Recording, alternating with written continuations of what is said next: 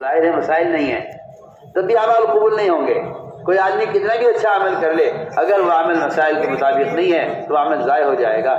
اس لیے مسائل علماء سے بھی معلوم کریں، اور ہماری درخواست ہے علماء سے کہ علماء مسجد کو وقت دیں اور علماء جماعتوں کے ساتھ وقت دیں۔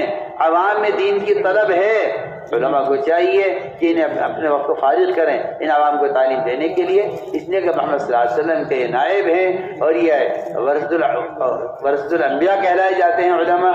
ان کی ذمہ داری ہے یہ کہ یہ پوچھنے والے سے چھپانا علم یہ تو حرام ہے ہی، جو پوچھتا نہیں ہے اس سے بھی چھپانے پر حدیث میں وعیدیں ہیں۔ اس لیے علماء کو چاہیے کہ اپنے قیمتی وقت سے اس قیمتی فریضے کے لیے اپنے وقت کو فارغ کریں، اس لیے کہ امت کو تعلیم دینا نبی کے ذمہ ہے، اور نبی کے بعد نبی کے ورثاء علماء کے ذمہ ہے کہ وہ امت کو عملی تعلیم دیں۔ اللہ کا بہت بڑا فضل و انعام ہے کہ علماء اپنے اوقات فارغ کر کے ان جماعتوں کے ساتھ اللہ کے راستے میں نکلتے ہیں۔ یہی محمد صلی اللہ علیہ وسلم کے زمانے میں تعلیم کا اصل طریقہ تھا کہ آپ صلی اللہ علیہ وسلم علماء صحابہ کو آنے والی جماعتوں کے ساتھ جوڑ کر انہیں اللہ کے راستے میں نکالا کرتے تھے۔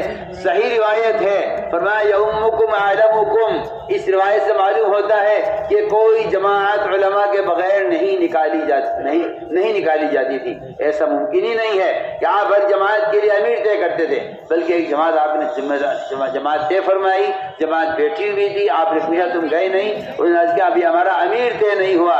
آپ صلی اللہ علیہ وسلم نے ان میں سے ایک ایک سے قرآن سنا، ان میں جس کا قرآن بہتر تھا فرمایا تم ان کے امیر ہو۔ اس طرح آپ صلی اللہ علیہ وسلم جاننے والوں کو جماعتوں کا امیر متعین کیا کرتے تھے۔ ہمیں الحمدللہ اللہ جزائے خیر علماء کو جو ماشاءاللہ ایک ایک سال کے لیے، پھر دوسرے سال کے لیے، پھر تیسرے سال کے لیے، کل تو علماء کی مجلس میں اللہ ان کو جزائے خیر عطا فرمائے، پوری امت کی طرف سے دل خوش کر دیا کہ سال کی جماعتیں ماشاءاللہ دہلی والوں نے دوسرے سال کی جماعتیں پیش کی ہیں۔ یہ جہاں جہاں جائیں گے وہاں ان کی نقل و حرکت سے علمی مدارس قائم ہوں گے، دینی مراکز قائم ہوں گے، جو ہمارے دعوت اور تبلیغ کا بنیادی مقصد ہے کہ کوئی علاقہ، کوئی صوبہ، کوئی ضلع، کوئی محلہ ایسا باقی نہ رہے جہاں دینی مدارس قائم نہ ہو جائیں۔ یہ ہمیں امید ہے کہ ان سال کی علماء کی نقل و حرکت سے یہ خیر امت میں وجود میں آ سکتی ہے، اور الحمدللہ آ رہی ہے۔ اللہ جزائے خیر عطا فرمائے۔ تو میں نے عرض کیا کہ مسائل علماء سے معلوم کریں اور اپنی ساتھ علماء کا وقت دینا۔ عوام کو بہت غنیمت جاننا چاہیے کہ علماء آپ کو وقت دے رہے ہیں، اور عوام کو چاہیے کہ اس طرح علماء کے پیچھے لگیں اور علماء کی خوشامد اس طرح کریں جس طرح کوئی بیمار، کوئی مریض ڈاکٹر کی خوشامد کرتا ہے نبض دیکھنے کے لیے۔ اس سے بڑھ کر عوام کو چاہیے کہ علماء کو تلاش کریں، علماء کی خوشامد کریں اور ان سے وقت لیں اور ان سے علمی استفادہ کریں اور ان سے مسائل معلوم کریں۔ یہ عوام کی ذمہ داری ہے۔ اس لیے میرے بزرگوں، دوستوں، عزیزوں، اس طرح میں اللہ کے راستے میں نکل کر علم و ذکر پر یوں محنت اور کوشش کرنی ہے۔ اس ذکر میں، تمام اذکار میں سب سے افضل ذکر قرآن کی تلاوت ہے۔ اس کو تو اپنا معمول بنا لیں، کیونکہ قرآن سے بڑھ کر کوئی ذکر نہیں، یہ اللہ کی ذات سے نکلا ہوا کلام ہے۔ اس کلام کو سارے کلام اس طرح فوقیت ہے جس طرح اللہ کی ذات کو اپنی مخلوق پر فوقیت ہے۔ اس لیے قرآن کی تلاوت کا بہت اہتمام کریں۔ اس اور اب تو رمضان مبارک کا مہینہ آ رہا ہے، یہ تو ہے ہی قرآن کا مہینہ، اللہ اکبر، یہ تو ہے ہی قرآن کا مہینہ۔ اس سے بہتر تو قرآن کا پھر اللہ کے راستے میں نکل رہا قرآن۔ میرا تو بڑا دل خوش ہوتا ہے جب حفاظ کرام رمضان میں اللہ کے راستے میں نکلتے ہیں، ایسی طبیعت خوش ہوتی ہے۔ یہ کہتے ہیں کہ جی اپنی بستی میں ہمیں قرآن سنانا ہے، ہم کیسے جائیں جماعت میں؟ میں کہتا ہوں کہ ہم تمہیں تراویح کو عالم میں زندہ کرنے کے لیے تمہیں نکالنا چاہتے ہیں، تو اپنی مسجد میں کسی کا انتظام کر کے تم اللہ کے راستے میں نکل جاؤ۔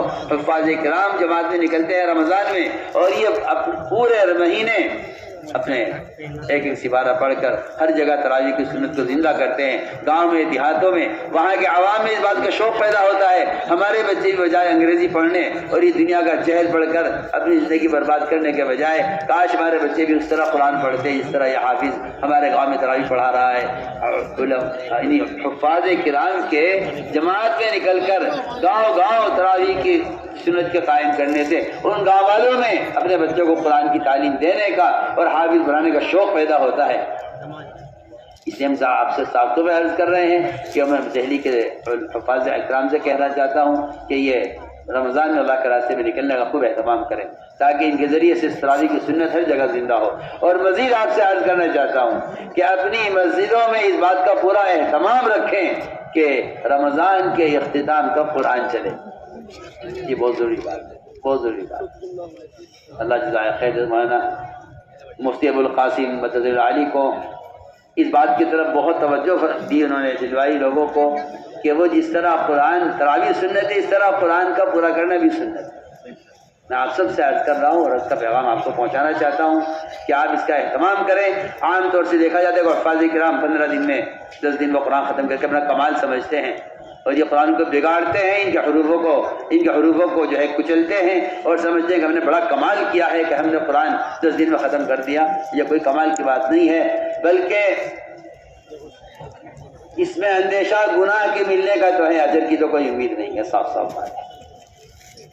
اس لیے قرآن تدبر کے ساتھ غور کرتے ہوئے، اور ہمیں چاہیے کہ ہم پورے رمضان قرآن کو احتمال کا دن ہوتا ہے، اس سے ایک دن پہلے قرآن ختم کریں۔ اس میں سب سے بڑا فائدہ یہ ہے کہ اگر آپ قرآن کو رمضان پڑھیں گے تو آپ کا مجمع اور آپ کے عوام وہ آخر رمضان تک تراویح کے عمل میں مشغول رہیں گے، ورنہ تم اس سے کوئی فائدہ نہیں ہے کہ آپ دن میں قرآن ختم کر کے الحمد للہ کیف سے 15 منٹ کی تراویح ختم کر دیں، پھر آپ کا مجمع آزاد ہو کے بازاروں میں پھرے کہ ہمارا قرآن ختم ہو گیا ہے۔ یہ تو پورا مہینہ رمضان کا ہے، پورا مہینہ عبادت کا ہے۔ شیاطین قید کر دیے جاتے ہیں تاکہ مسلمان کو عمل میں اور زیادہ وساوس پیدا نہ ہو، عمل میں اور اس کا شوق بڑھے، مگر ہمارا نفس ہمارے ساتھ ہے جس کو شیطان کی اب ضرورت نہیں ہے، کیونکہ شیطان نفس کو اتنا بھلا دیتا ہے کہ شیطان قید ہو جاتا ہے، لیکن وہ شیطان کے کام اور اس کی غفلت نفس کے ذریعے سے اعمال پر جو ہے وہ غالب رہتی ہے۔ اس لیے میں تاکید سے عرض کر رہا ہوں آپ سب سے، آپ میری بات یاد رکھیے گا، میں آپ تمام دہلی کے عوام سے درخواست کرتا ہوں کہ آپ اپنے ائمہ سے مساجد کے درخواست کریں کہ ہمیں پوری رمضان تراویح سننی، اور کوئی ضرورت نہیں ہے کہ آپ دو قرآن سنائیں، 3 قرآن سنائیں، کوئی ضرورت نہیں ہے اس کی۔ نہ مشقت میں پڑھیں نہ دوسروں کو مشقت میں ڈالیں، جو عمل سنت سے ہٹے گا وہ مشقت بن جائے گا۔ کوئی ضرورت نہیں آپ کو 2 قرآن سنانے کی، آپ پورے رمضان تراویح پڑھیں اور ترتیل کے ساتھ اور تدبر کے ساتھ اور تلفظ کو صحیح کرتے ہوئے۔ ہر قاری کی ذمہ داری ہے کہ وہ قرآن اس طرح پڑھے کہ اس کے سننے والوں کو قرآن صحیح ہو جائے اس کے ذریعے سے۔ نماز تعلیماً ہے، ائمہ کی ذمہ داری ہے، رکوع کی تعلیم، قیام کی تعلیم، قومے کی تعلیم، سجدے کی تعلیم، یہ کتابوں سے نہیں، میں چاہتا ہوں عمل سے دی جائے، عمل سے۔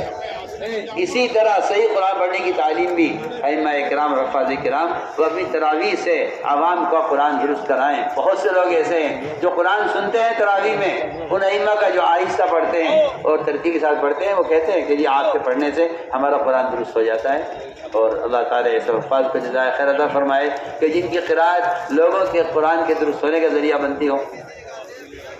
یوں بھی قرآن کا یہ حق ہے، اس طرح ٹھہر کر پڑھ، جس طرح جو ہے چڑھ جنت کے درجوں پر جس طرح ٹھہر قرآن پڑھا جاتا ہے۔ تو اس نے میں تاکید سے عائشہ فرماتی رضی اللہ تعالیٰ عنہ کہ جس آدمی نے ایک رات میں قرآن ختم کر دیا اس نے قرآن پڑھا ہی نہیں ہے۔ عائشہ فرما رہی ہے، عائشہ کہ ہم سے پوچھو اللہ کے نبی قرآن کیسے پڑھتے تھے؟ عذاب کی آیتوں پر روتے ہوئے، ثواب کی آیتوں پر امید کرتے ہوئے اور عذاب کی آیتوں سے پناہ مانگتے ہوئے۔ میرے دوستو عزیزو، ہماری آپ سب سے درخواست ہے کہ آپ اپنے تمام شہر کی مساجد کے ائمہ سے یہ درخواست کریں، اور میری ائمہ سے درخواست ہے یہ کہ یہ خود بھی مشغول رہیں قرآن میں اور اپنے مقتدیوں کو بھی آخر رمضان تک تراویح کے ذریعے قرآن کی سننے میں مشغول رکھیں۔ بعض فاضل کرام ہوتے ہیں جی مجھے گھر جانا ہے، چلے جاؤ، گھر کیا بات ہے؟ آپ کو گھر جانا ہے تو آپ 15 دنوں قرآن کی ختم کر رہے ہیں، آپ 15 سپارے سنا کے چلے جائیے، دوسرا سنا دے گا 15 سپارے کیا حال ہے؟ نہیں، میرے یہ بات سمجھ میں آتی نہیں ہے بالکل کہ آپ قرآن کو ناقص کر کے اور اپنے مقتدیوں کو تھکا کر کیا دن ختم ہوگا 3 بارے پڑھیں گے، وہ کھڑے دیوار کے سہارے سے، پتہ نہیں ان کے نمازوں کا کیا حال ہوگا، کیا بنے گا نماز، بیٹھ کے پڑھ رہے، کوئی عذر نہیں ہے کہ جی کیوں جی بیٹھ کے پڑھ رہے، کیوں پڑھ رہے بیٹھ کے، کہ لمبی رکعت ہو رہی نا، جب رکو گے کھڑے ہو جائیں گے، یہ تماشے ہوتے ہیں مسجدوں میں۔ ہاں صاحب تو آپ سے کہہ رہا ہوں، اسی عمل کو کھیل بنانے سے کیا فائدہ ہے؟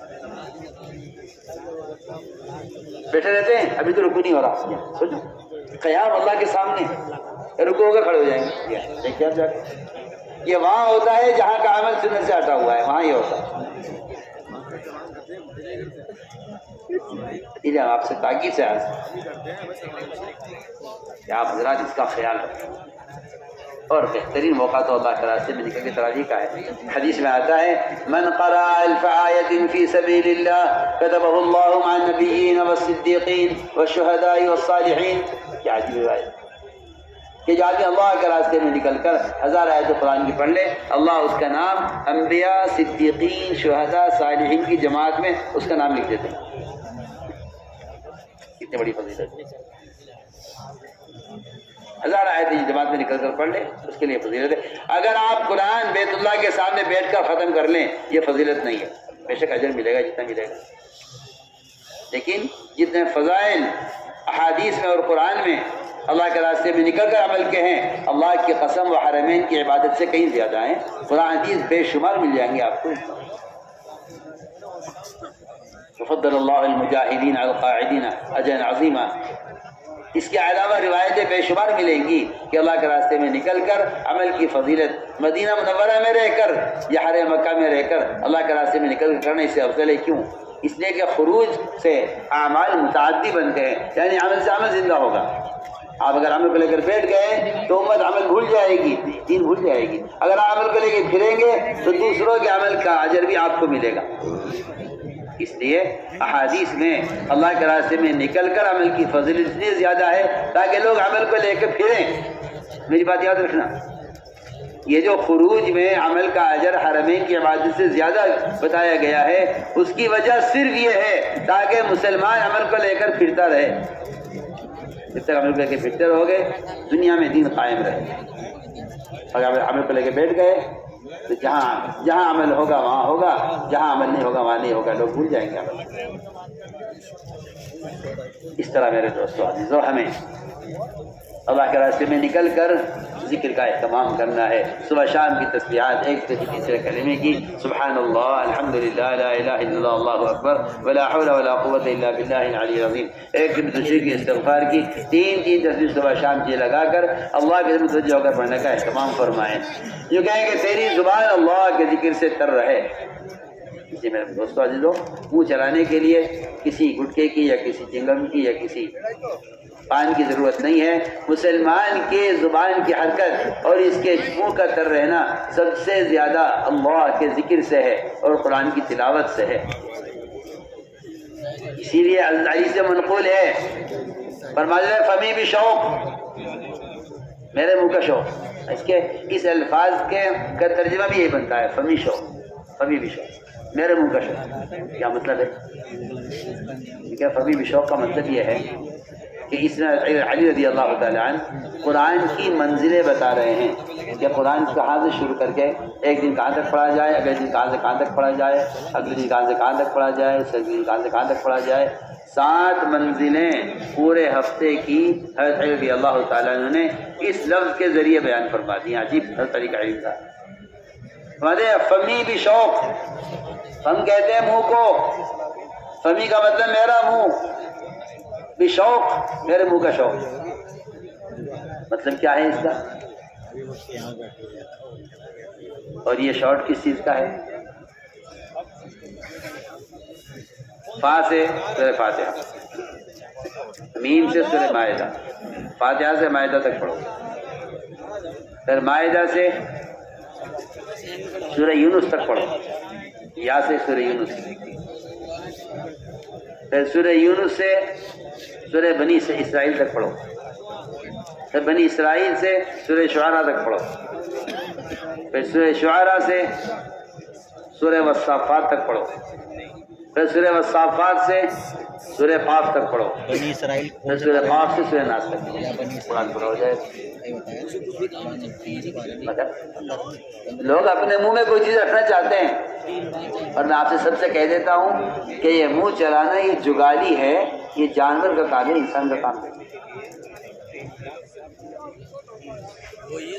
آپ اپنے منہ میں کچھ رکھتے ہیں نا کہ منہ چلتا رہے، یہ کیا ہے بھائی؟ کیا کہتے ہیں اس کو؟ جگالی۔ جی آپ دیکھ لیجیے بھینس بیل بکریاں یہ جگالی کرتی ہیں، مسلمان کو کہاں اس کی فرصت ہے کہ منہ چلائے کسی چیز کے ذریعے؟ اس کو پاس تو اس کی تو زبان اللہ کے ذکر سے کر رہے ہیں، اس کے پاس کہاں فرصت ہے؟ کسی رائے نہیں بات کے کرنے کے لیے تھوڑی اس کی زبان ہے، اس کی زبان تو اللہ کے ذکر کے لیے ہے۔ یہ ترتیب ہو جائے اگر ہفتے ہفتے قرآن ختم ہونے کی جو میں نے عرض کیا، اس طرح ہمیں اللہ کے راستے میں نکل کر اس کی خوب ہے، اور قرآن ساتھ رکھو، قرآن ساتھ رکھو، قرآن میں دیکھ کر پڑھو۔